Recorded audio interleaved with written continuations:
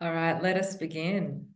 Hi, everybody. Welcome to another Abhyas webinar in the Abhyas Institute of Universal Awareness series. My name is Priya. I am your moderator and host today. And today's topic is mental well-being in a world shaped by artificial intelligence.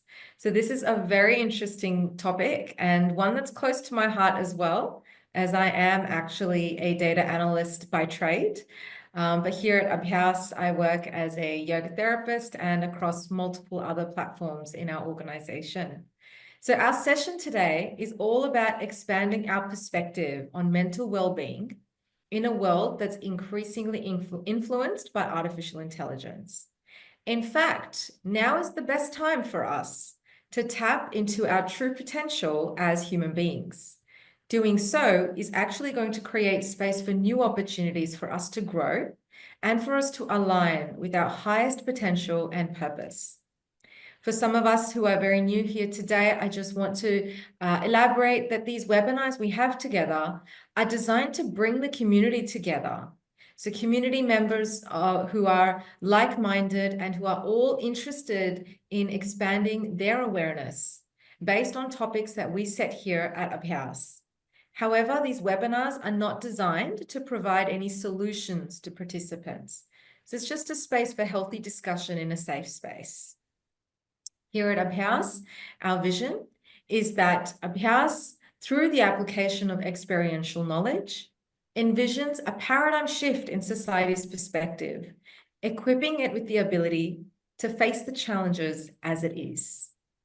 Our mission is that we are committed to equip individuals with equal opportunities by providing them professional training to impart the courses of mental well-being, therefore creating a better future, not just for themselves, but even for humanity at large. And as our founder, Namdeo, says, that all transformations have one thing in common. It is the turnaround in the perspective on what they have been through. So for those of us who are very new to Zoom, just want to mention very quickly, please keep the chat thriving. Pop in any comments you have, questions throughout the entire webinar. I will be moderating the chat. We also have other members here at Abhyas who will moderate the chat. So please do pop your questions in, pop your comments into that space. And we will definitely be looking at addressing them as we progress through the webinar. So I'd like to now take the moment to introduce our lovely panel members today. So with us today, we have Dr. Shubhash Chandraji. So Dr. Shubhash Chandraji is a distinguished general and forensic psychiatrist, serving as a senior medical director at the University Settlement Consultation Center and medical director at the Intensive Crisis and Stabilization Center in the US. So Dr. Shubhashi addresses mental health disparities among immigrant populations and crisis care for psychiatric and substance use disorders. Trained in India and in the US, Dr. Chandra has held key academic and clinical roles. He is an advocate for physician well-being as well, and he teaches meditation to promote mental resilience. Dr. Chandra has also received multiple awards for his contributions to psychiatry. Thank you very much for being with us here today, Dr. Shubhashji. Our next panel member today is Ms. Prachi. Ms. Prachi Tripathi is a psychologist, a psychotherapist, and the founder, director of the organization called Reflect Within. She has over a decade of experience in clinical psychology, specializing in identity crisis, personality disorders, and mood disorders. Prachi has worked across prestigious institutions in both India and in the UK. Trained in diverse therapeutic modalities like CBT, DBT, ACT, and EMDR, Prachi integrates emotional, rational, and eclectic approaches. Prachi is passionate about mental health advocacy, and she actively conducts workshops, supervises professionals, and contributes to research and public awareness. And right now, Prachi is based in Mumbai, in India. Our final speaker for today is Alla Kozireva. Alla's leadership wellbeing journey has been highlighted by her role at Abhyas, where she conducts conscious leadership courses for organizational leaders, focusing on gaining clarity, stress management, and emotional resilience. She also provides one-on-one conscious practices and counseling, aiding leaders in cultivating a healthier work environment. Additionally, Ala designs and facilitates awareness sessions, corporate training materials, and train the trainer courses, promoting leadership development in diverse settings. Welcome to you as well, Ala. Welcome to all our panel members today and to our lovely audience who are joining us. If you have a moment, just pop it in the chat. Where are you dialing in from? We want to try as much as possible with these webinars to reach as many parts of the world as we possibly can, because these kinds of webinars, the purpose of them is to create a community that's really spreading that global perspective and understanding about mental health and well-being and awareness of our mental health and well-being. So to begin with, we're actually going to start with a question for our lovely participants. So participants, please get ready. The question is, how can we stay relevant in a tech-driven world where AI is rapidly reshaping skills and jobs? So take a moment or two, just pop in a couple of words in the chat, and we'll then shortly be moving on to our panel discussion for today. All right, so we're now going to move on to our panel discussion. So we have about 30 minutes or so in this discussion today. And we have the first question for today for our panel members is, what role does AI play in today's fast-paced, ever-evolving world? So I'd like to hand over to Dr. Shubhash to please do share with us your insights. Thank you. My best wishes. Good morning, good evening, good afternoon, based on people in different time zone. I would like to thank you, Abhyas, for having me on this platform. And I feel it is a privilege to share this platform with esteemed guests, panelists, and our beloved audience, without whom nothing works, nothing happens. Your feedback, your thoughts keeps us going.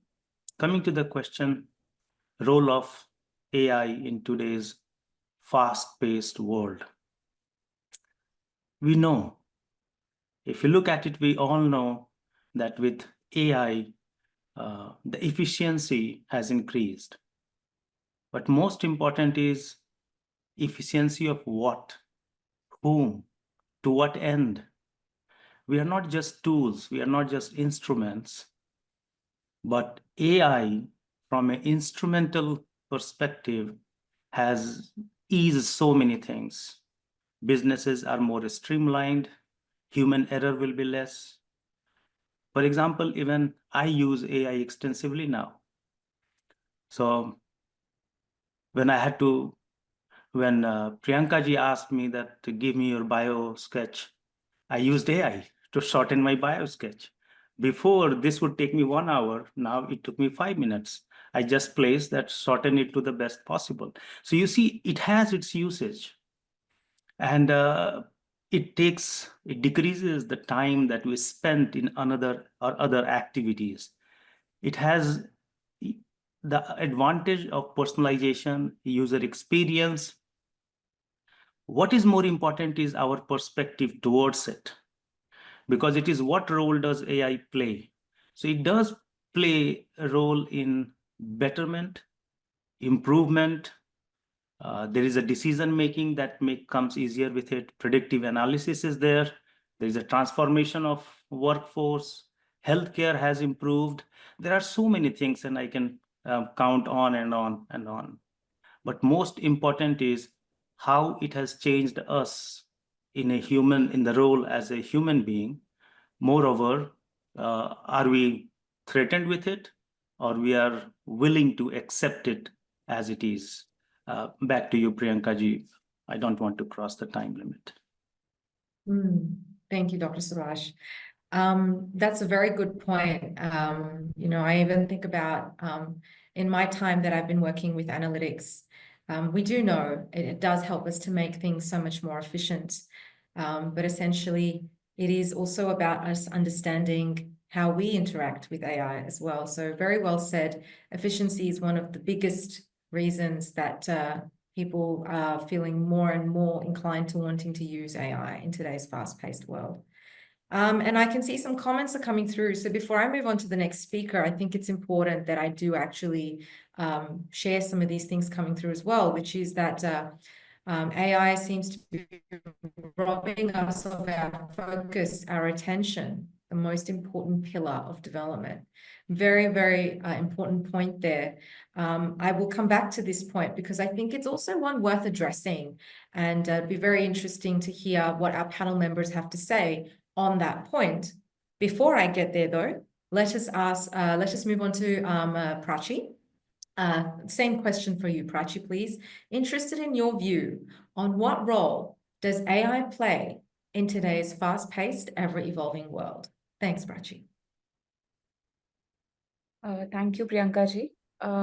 I think as very pertinent points covered by Dr. Shubhash ji, of course, it is now allowing us to probably shorten most of our time span for getting done the basic work, primarily for which we were judged earlier of how better can we do within the time frame, of how precise can we be in the time frame.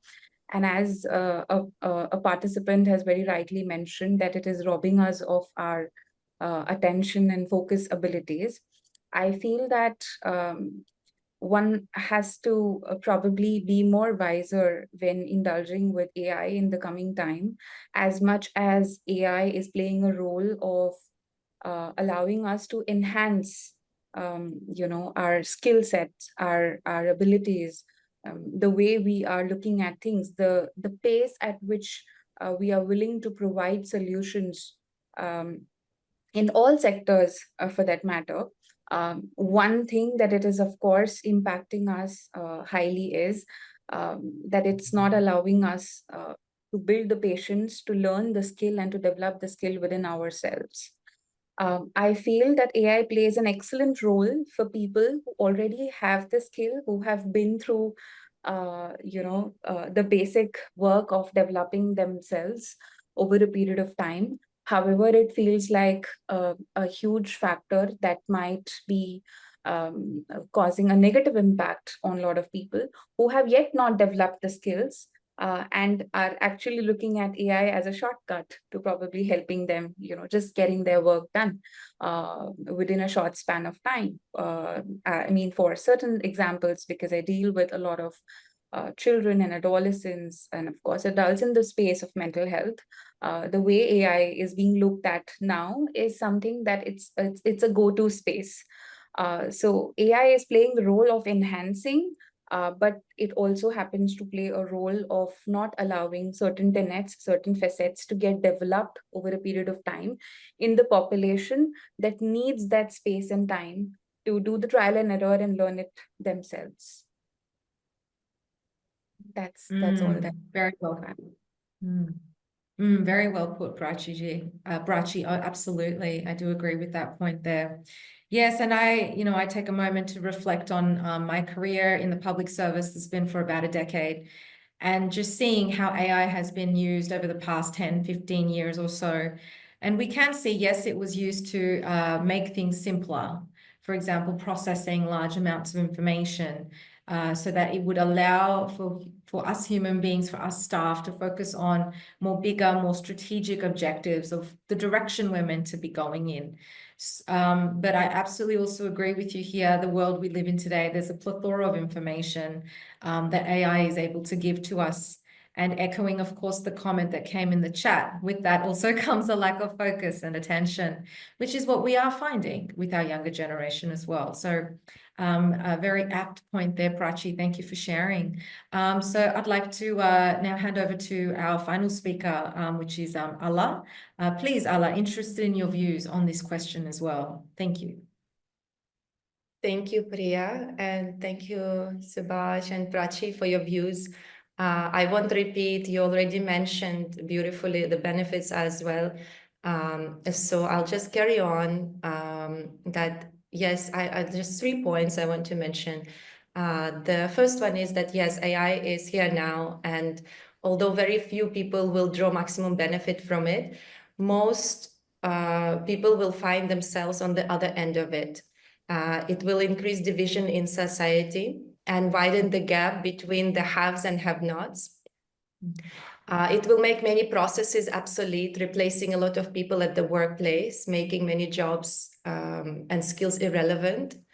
Most jobs will be lost, something that we couldn't have envisioned even 10 years ago. We couldn't have predicted it. So people will fear this loss, and what used to be of the huge importance before now has become totally irrelevant. So it's shifting our entire understanding of human knowledge and value. AI will make our knowledge redundant and our understanding completely irrelevant. So the second point is that our understanding now has become more confounded because, like you mentioned, Priyanka, the access to all kinds of information, which is not necessarily the truth itself. However, the more we expand our level of awareness, the more we realize how little we know about ourselves and everything around us, even though there is all this information available. So all the knowledge that we have gained up to now, it has to be backed up by our expanded awareness, our expanded understanding of ourselves. It is not going to make any meaningful impact otherwise in the world. It's because the facts are now so easily available to everyone, and so it reduces their value as well. And simply having this information doesn't guarantee us success. Yes, so now people can skill themselves in specific areas and master these skills, and that's how they can become successful as well. And the third point is that the only way forward is to become better than the machine itself. So we need to work on the content of our character so that we're not defined now by anything, and we can't allow this machine to define the character of ourselves, who we are as a human being. So we need to embody that character within ourselves to showcase what we're truly capable of as human beings. Thank you. Beautifully said. Absolutely. I absolutely agree that the world we live in today, there's such an abundance of information that being able to obtain information is not so difficult anymore. So AI does play a very, very significant role in that. Things that were difficult to obtain before can now be obtained much more easily. Things that we used to do as human beings before, we aren't able to do, we do not need to do anymore because AI takes care of that very quickly. But here's one thing about AI that we haven't had an opportunity to think about, which is the fact that in order to predict something of the future, what is AI using? Let's take a moment and just think about this. And for some of our audience, feel free to pop it in the chat. What do you think AI is using to predict what needs to be done in the future? Have a think about it. I think it is excellent in reading patterns. And I think, of course, we know how data is now being utilized across, all the handles and all the spheres in which we are working on. It's kind of creepy sometimes to see how much AI can actually tell about you and how much, in what places it has access to. There is no boundary basically to look at. Therefore, its predictability does make a lot of sense many a times because we don't know where all it has already creeped in, and it is already collecting the data about the user, about the end receiver, about everybody who is trying to utilize it for some or the other purpose. Absolutely, absolutely. Shubhash, I can see that Dr. Shubhash, you seem to have also something you'd like to add here. Sure. Again, and my intent is not to be against what others have said, but see, I look at the other side of the thing. Is AI going away? No. When the computer came, we had the similar fear. People will lose jobs and whatnot. So look at from every aspect. And I'm totally in agreement with what Prachi said, Ala brought forward.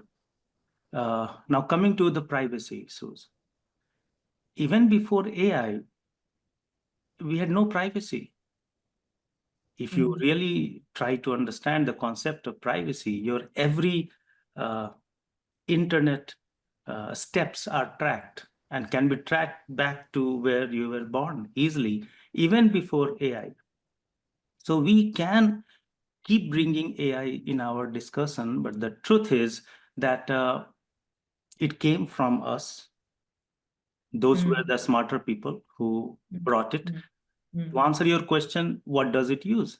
It uses our past. It uses our imagination. And nowadays, it will slowly start using our emotional intelligence. Now, coming to the threat of a job, me as a psychiatrist, it has a great threat because if I search on AI, I am depressed, I am suicidal, I am unable to eat, I'm unable to sleep. What is the medication I should take? It tells you exact medication with the dose and everything. So it is taking away my job. This is one way of looking at it. And it's very important. I'm not sure if it is Raj Kumari Ram Lekhavan. So thank you, Raj Kumari Ram Lekhavan, for this very important part of human contacts and human communication and sharing. Let me know when my time is up, because or if I need to stop. Thank you, Dr. Shubhash. Yeah, so I deliberately asked this question because in the heart of any AI application is the use of the past. In the heart of any AI application is the use of patterns. So where is the human touch? It is not there. Because we are relying on our past, we're relying on our patterns. Now, us human beings, we created AI. Am I right in saying that? Yes, we did. But if we find it difficult in not, let me rephrase that. If we are not aware about what our role is when engaging with AI, we will become confounded to AI. Because AI is using the past, it is using the patterns of the past to create what should be coming forward into the future, which is a reflection of the past. So this is something very important for us to understand, because the more we rely on AI, the more we're confounded by the past. So it's not about relying on AI. This is why that question about understanding the role AI plays in our lives is so important. Do we know what role AI plays in our lives at the moment? If we look at applications like Netflix or Amazon or whatever application you can think of, at the heart of it is AI, is it not? So we need to understand how we are engaging with it. And so this is a perfect segue actually to go into our second question, which is what changes must we make to thrive in an AI-driven future? So I'm going to make this interesting by changing the order of the panel members who I would like to request to contribute to this question. I'd like Ala, please, to contribute first. Thanks, Ala. Thank you, Priya. So I'll mention three things again here. So the number one thing, what kind of changes to make so we can thrive in the AI-driven future is decluttering our mind. So it is about adopting a well-formed mind instead of a well-informed mind, because a well-formed mind can withstand any changes of time, any changing times in the future. So to do this, we must declutter all information we have gathered and expand our level of awareness. Without this awareness, we merely just carry a bunch of information that has now become redundant anyway. The second point is working on ourselves, on the mechanics of human manual. It means evolving ourselves as human beings and working on the content of our character. And this is the only way to adapt to the changes of today's world. If we fail to do this, we will be left behind. We need to upgrade ourselves. The only thing that truly matters in today's time is to make the best of what this human body and mind are capable of. And we're reaching towards that higher dimension of understanding and discovering how capable we are as human beings. And those who are caught up in pursuit of fleeting worldly pleasures, they won't make it in the same way. They'll be left behind. So the third point is becoming a deep listener. And it means becoming present, so being present to everything that surrounds us. And those people who have worked on this mechanics of human manual that I was mentioning, the body and the mind aspect, yes, they can rise to that higher degree of success because they can be faced with anything that comes in the future and make success out of it. And those who do not, who rely on those memorized patterns, that memorized version of who we have become, then we cannot be any help to our own selves and to the society at large. So it is all about incorporating within ourselves the human mechanics, working on our body and mind, bring them to a state of synchronicity and understanding life from a higher perspective. Thank you so much, Priya. And thank you, everyone. Thank you, Ala. Prachi, I'd really love to hear your views on this point as well. I think over here, Priyanka ji, as very beautifully Ala mentioned the 3 points, the core of human existence is what probably needs to be saved in the coming future is what I really think and look at it like. And I probably think that, yes, as Dr. Shubhash ji said, that AI is here to stay. It is going to be a part of our life. But a major threat that it carries to, unfortunately, I look at more threats than, how Shubhash ji looks at, the positives of AI. Somehow, one thing that I look at is it is allowing, compelling people for their minds and bodies to become more and more vestigial in nature. It doesn't allow them to use it much. When it comes to processing of emotions, whether it is processing of relationships, whether it is processing how we are living and experiencing our lives on a regular basis. I feel that experiential factor is something that probably AI is going to, of course, I'm sure it's also going to touch into those areas, and it has already started challenging our experiences in context to VR, in context to interactions with the chatbots, in context to, therapies that Chat GPT has started providing in a lot of other ways.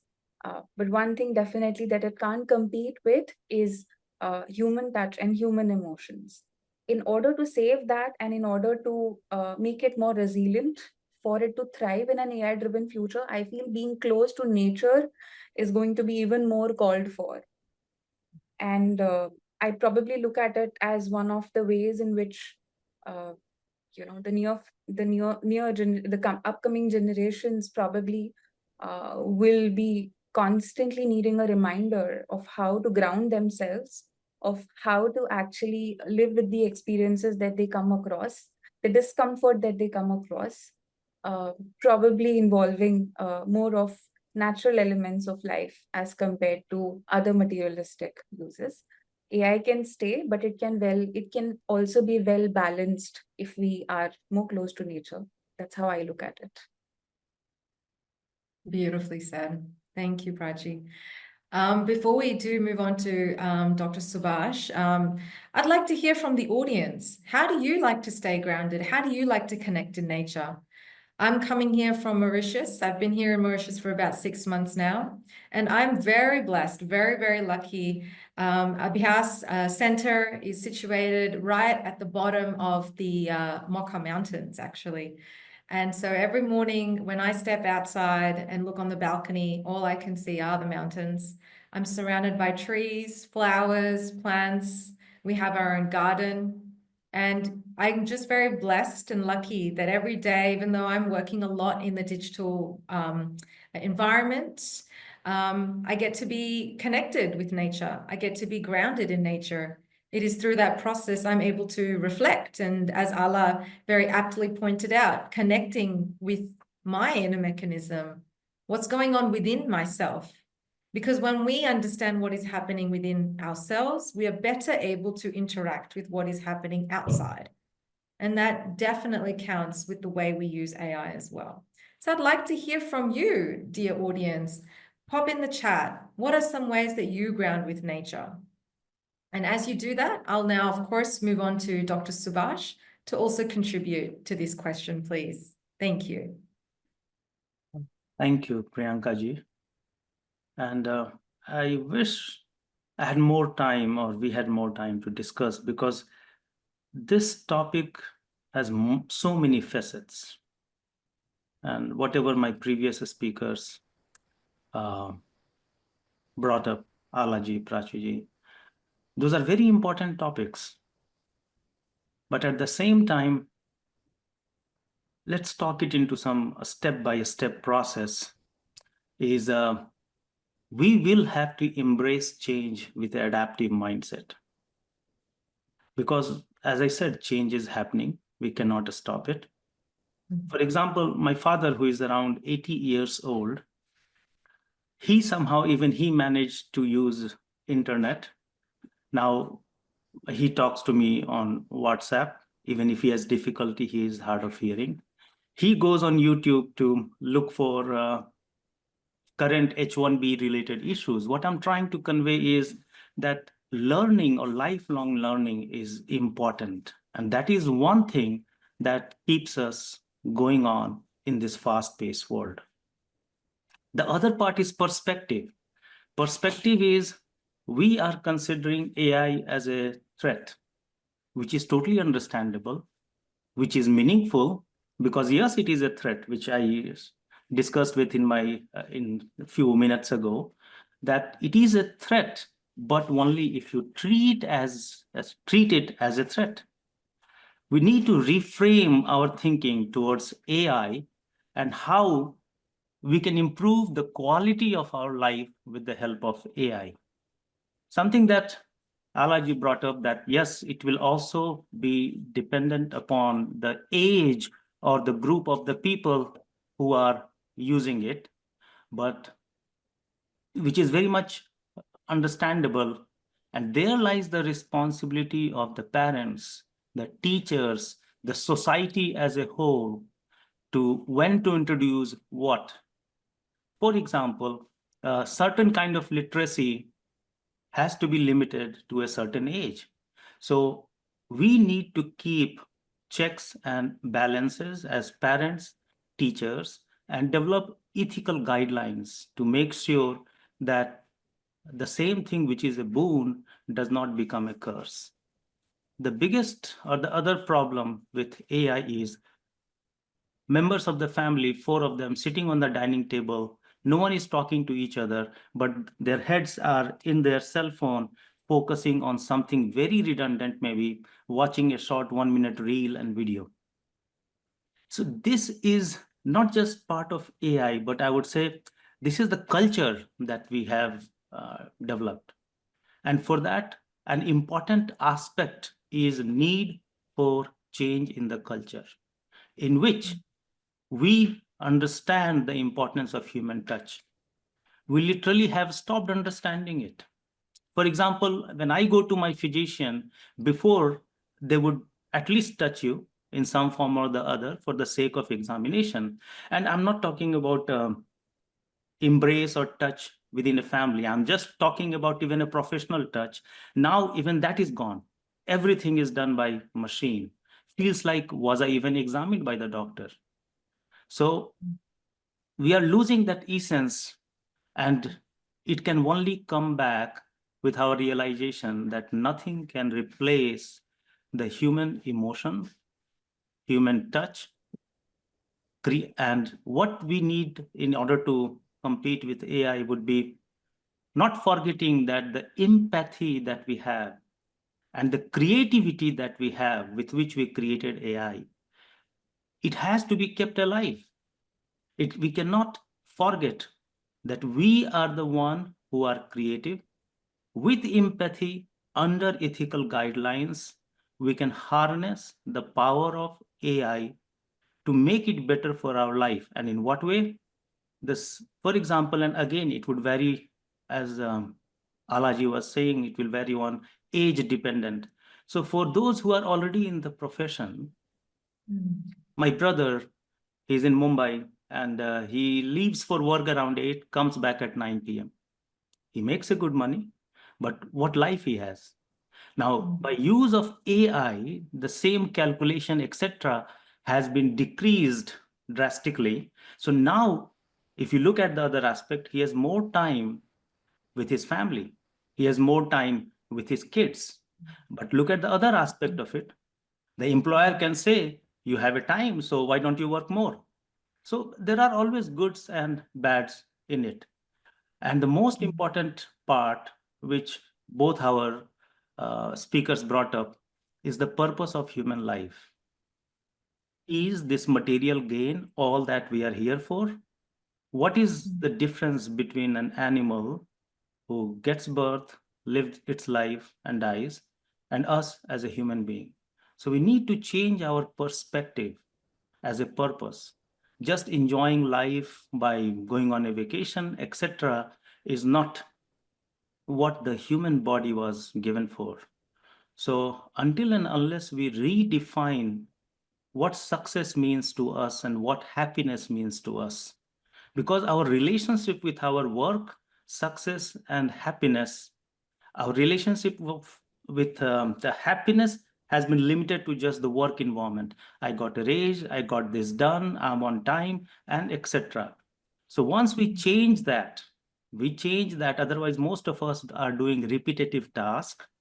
We need to redefine our purpose by being creative, developing meaningful relationships, and as our speaker and host said, to engage with the nature. Nature has a lot to offer and the way it transforms us.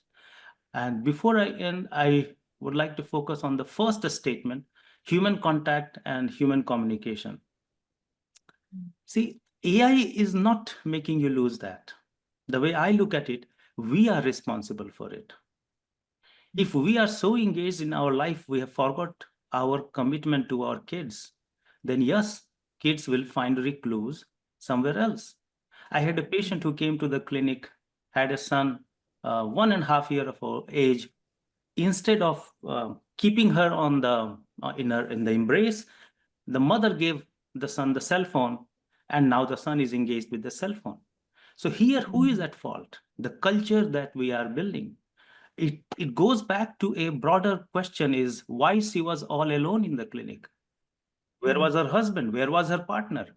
If she had a partner or a family, then the kid would be with that family. Now, instead, she is all alone. So the kid is busy with the cell phone.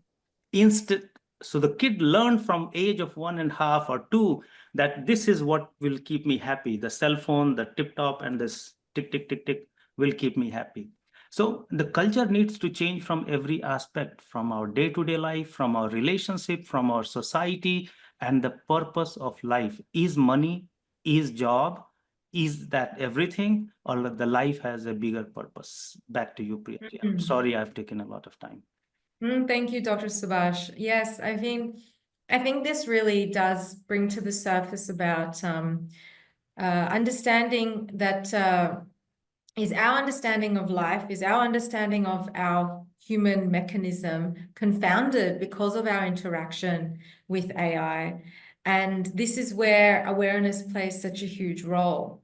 For a lot of us, we tend to be more dependent on our sensory stimuli, and we have developed that kind of outer attraction or visual representation of ourselves by just relying on what is external rather than coming back to what is internal. So that awareness, as Allah had pointed out, begins with just coming back to ourselves. It is actually not about what is out there. It is actually about what is inside. It is actually about changing what is inside, becoming aware of what is inside. And I think also we've got some really great points coming in here as well in the chat, that AI should be used as a tool only to enhance our learning. Since change is the only constant, let us not be a slave to AI. I think that's a very good point. I would expand that to say that learning is possible by not confounding our understanding by what we see around us, by our visual stimuli. That is how we confound our understanding. And the more awareness we have within ourselves, the more we can ask ourselves, how tightly am I really holding on to this information? Is it really relevant in the situation that is there in front of me? What is it bringing up within me? These are some of the ways we can navigate our inner awareness. Somebody else mentioned here, Ashu, I believe you mentioned here, constant self-talk, meditation, being conscious with regards to your own actions. Absolutely, definitely very valid points there. Prachi, is there anything you would like to contribute towards this point as well? Anything further? Please do so. I think it was very well narrated by Dr. Subhash. One very pertinent question probably then that arises is currently we all are users of AI. Okay, I can say that all the panel members, all the participants over here, we are users of AI. There is X category of people who are developers of AI. There are two extremities that we are looking at. The developers definitely want to sell this. Of course, it's a benefit to them. We definitely want to buy it, want to utilize it because it's a benefit to us. It makes our life easy, so to speak. It's just ease that we are all opting for a mother giving a child with a phone, for everybody, trying to have some me time definition as watching reels or probably just looking into their phones. There has to be something to balance these two extremities out. And somewhere, someone probably, or, some host will have to take that responsibility of balancing these extremities out. Where it is going to come from? Is it going to come from the developer's end? Where it is going to come from? Is it going to come from the user's end? And wisdom, so to speak, I feel, is a rare thing that develops over a period of time. It has got nothing to do with age. It has got nothing to do with degree or education. It has got a lot to do with experiencing yourself in being, in who you are and who you are evolving to be. Only then comes the pertinent questions. What are we falling for as happiness? What are we utilizing life for? Are these all things just fallacies, or are we really utilizing these things for our development? Where is it that we are leading? What is leading where?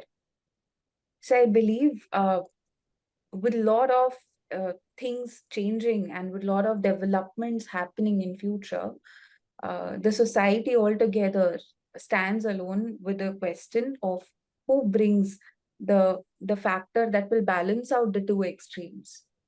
Probably it's a question that comes to me. I don't know if there is an answer to this who and what, and if there is any specific answer to this, because awareness also becomes very subjective. Understanding itself is very subjective. So with so many objectives and subjectives being there, confounding each other, how is it that we can probably integrate it well into our life on a regular basis about utilizing these sources? Because there are no limitations to using these sources. There is no limitation to use a phone, to use an information, to have an access to information as well. So is the society raising question to it? Are users raising question at it? Or are users just readily okay with, okay, if I am benefiting out of this, then it's okay. It's good for me. Thank you, Prachi. Yes. I'm just switching over to the chat. I can see a really, really powerful point raised there, and I just think it's worth bringing it up here, which is that AI is like COVID. I find that amusing. It will bring us back to realizing the importance of our true essence.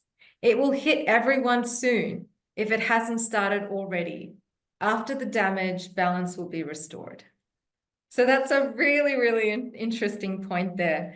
Ala, is there anything you would like to contribute on that aspect, on that comment that's just been made here, or on anything that's just recently been discussed from Dr. Shubhash and Prachi?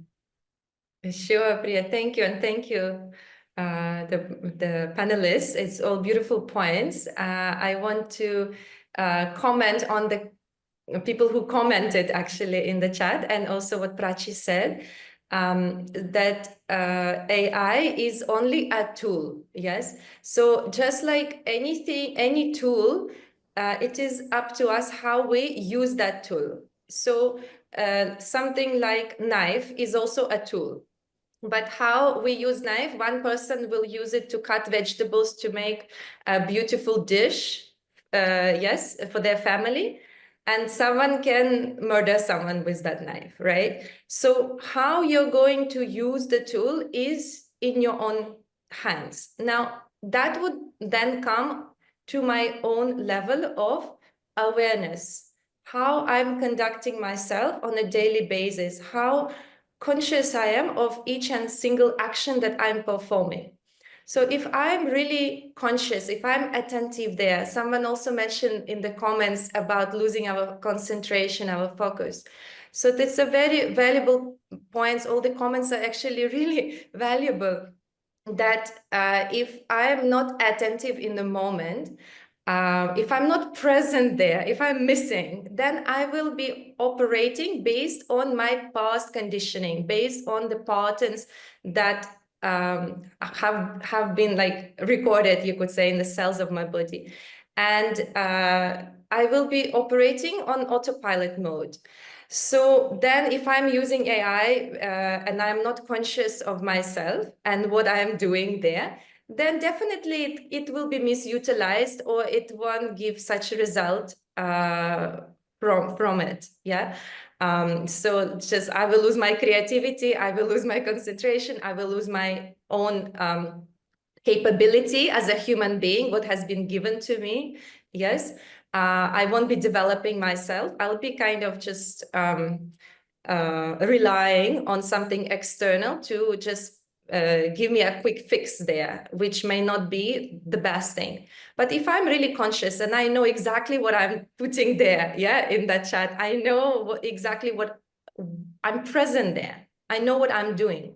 I'm in awareness of myself. Yes, that Shubhash mentioned that it doesn't take much time for him now to create that biography. Yes, like it just now takes 5 minutes. That's a great way to use it.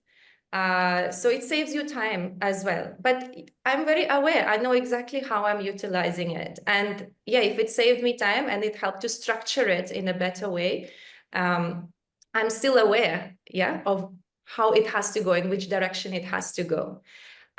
So again, it's a tool in that sense. So yeah, it is up to us. I love the last comment as well, that it will test our true essence. It is very beautifully said, that we don't become a slave to the machine. We don't become like dependent on it and be defined by it. So we won't be defined by anything.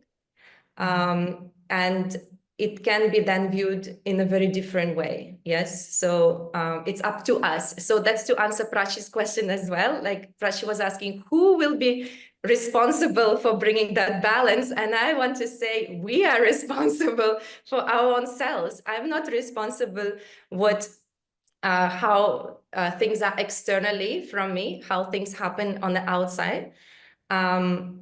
It is there. Shubhash was saying, yeah, it is there. It will stay there. It is with us now. We accept it. Yeah, it's there. So now it's up to me. So it is about evolving my own self, evolving myself spiritually, evolving myself as a human being, that I'm not succumbing under something external, and I'm not losing that true essence, how Deepa was saying in the comment.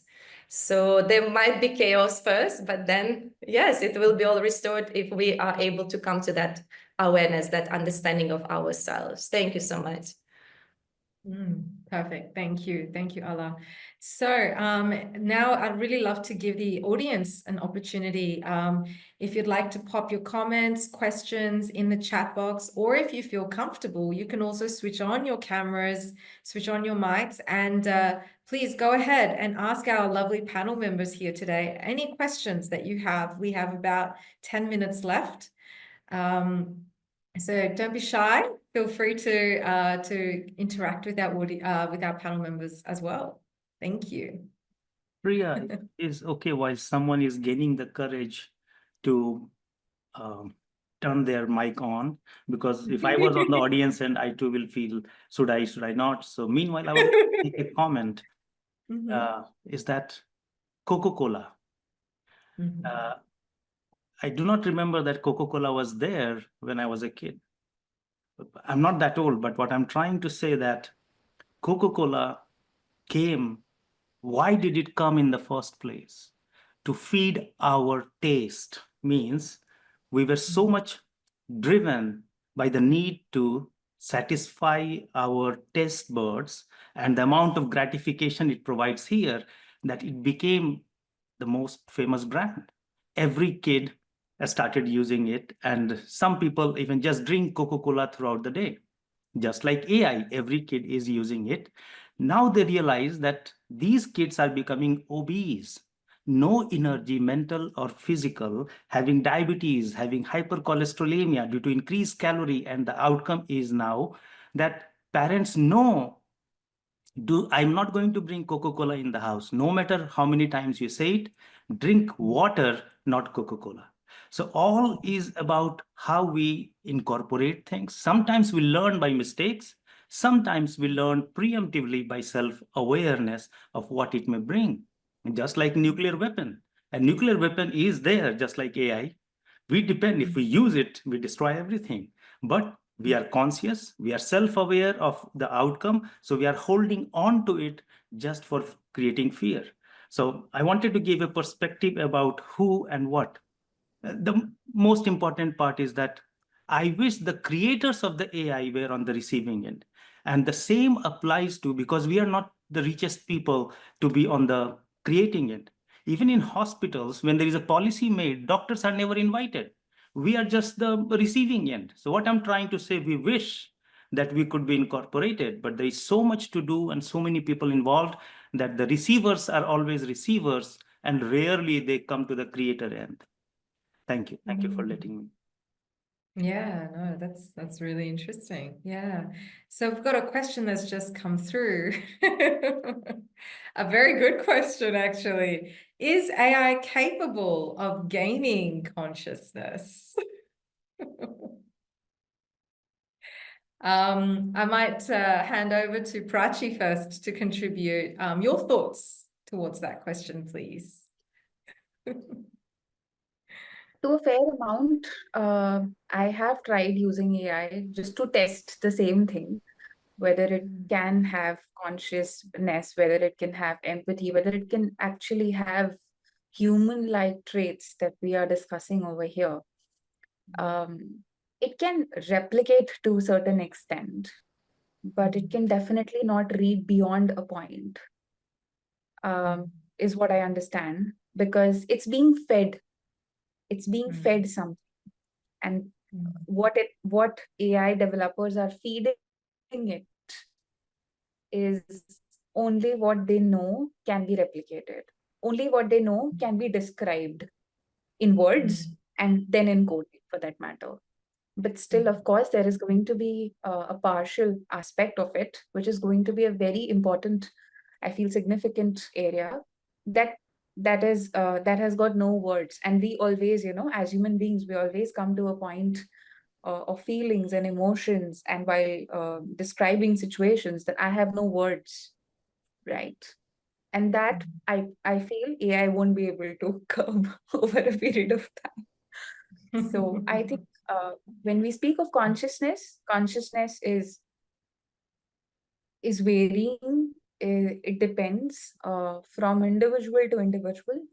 It depends on the journey that the person is experiencing, for that matter, whether it's being derived from conscious practices, whether they have gained that consciousness because of the value sets they have been imbibed with while they were brought up, or whether they are gaining this consciousness from spirituality.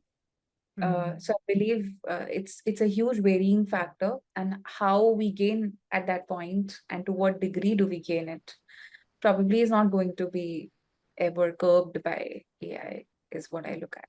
It still remains in the hands of beings. Yeah. Thank you, Prachi. Anybody else wish to comment on this question as well? No. Yes? Good. Yeah, you. just a quick one. Actually, I won't take much time. Just a very one sentence, probably. We are conscious beings.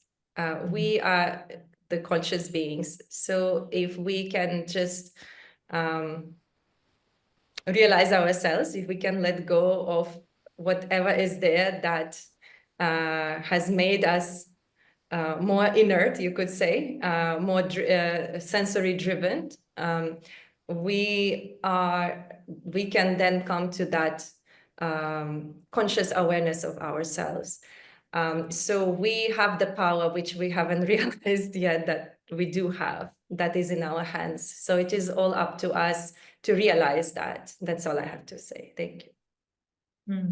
Thanks, Al. Subhash, Dr. Subhash? Yes, sure. See, the issue is we don't, as of now, we don't fully understand what consciousness is.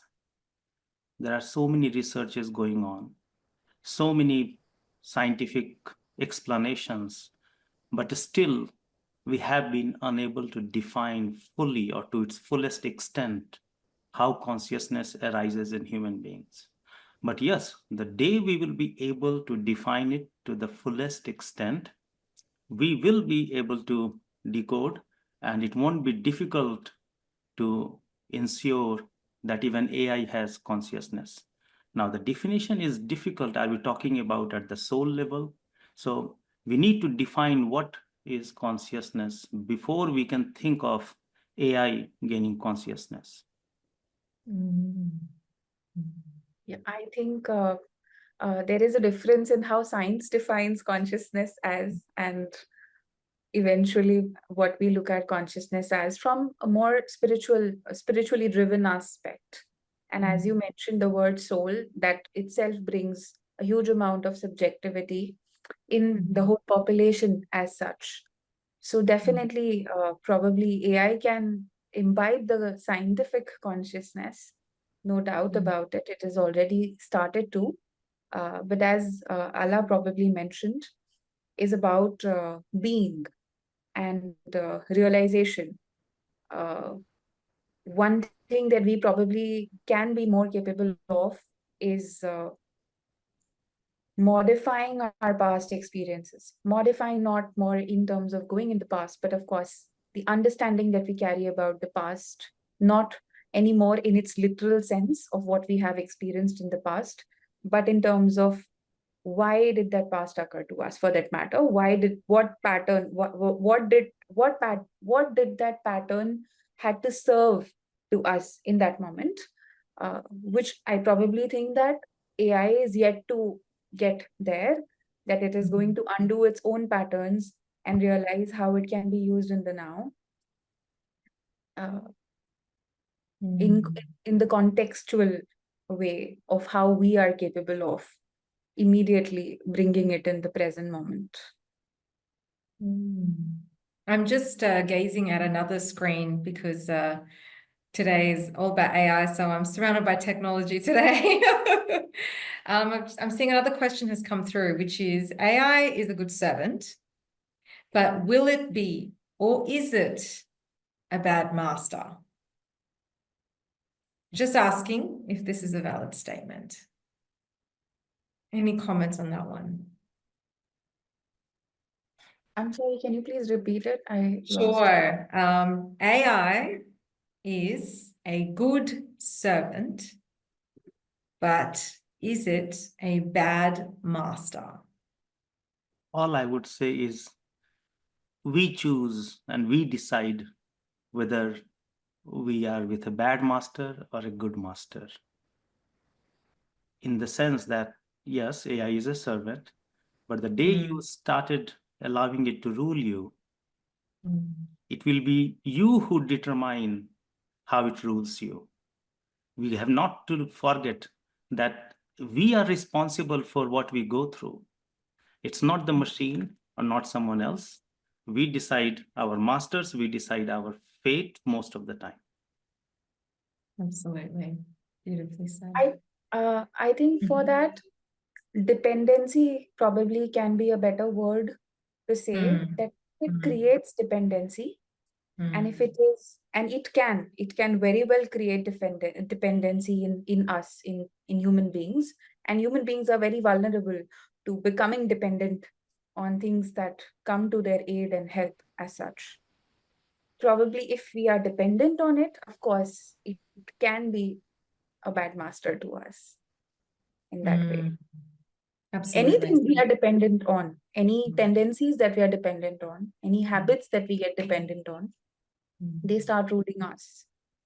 And yes, that is exactly how AI is being targeted, for that matter.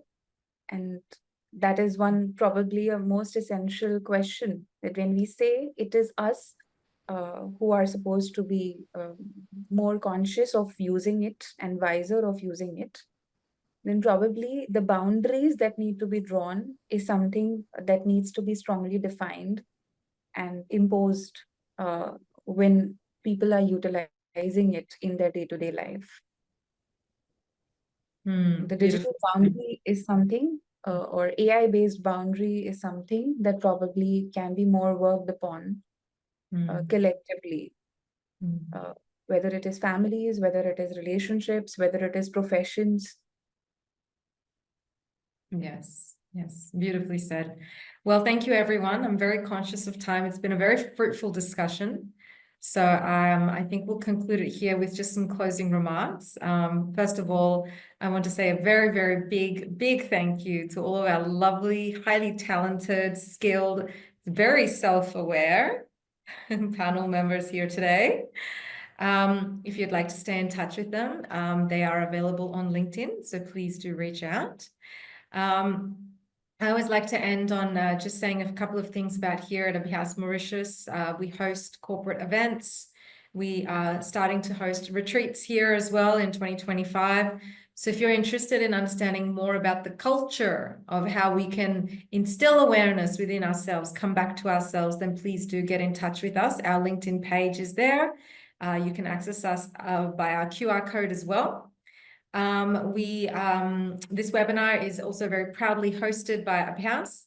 If you'd like to watch all of our previous webinars as well, please do subscribe to our YouTube channel, Abhyas Mauritius, and you can check out all of our webinars there as well. All our previous sessions have been recorded. Our next webinar is next week, and the topic is Facing Challenges as Is. A beautiful topic. I think it's very apt given what we've been talking about today. And so I want to just extend my thank you to everyone here today. And just ending on a final point from our founder, Namdeo, the highest peak of one's performance can only be achieved through synchronization of body and mind. Thank you very much, everybody, for joining me today. I look forward to seeing you next time. Take care. Bye for now.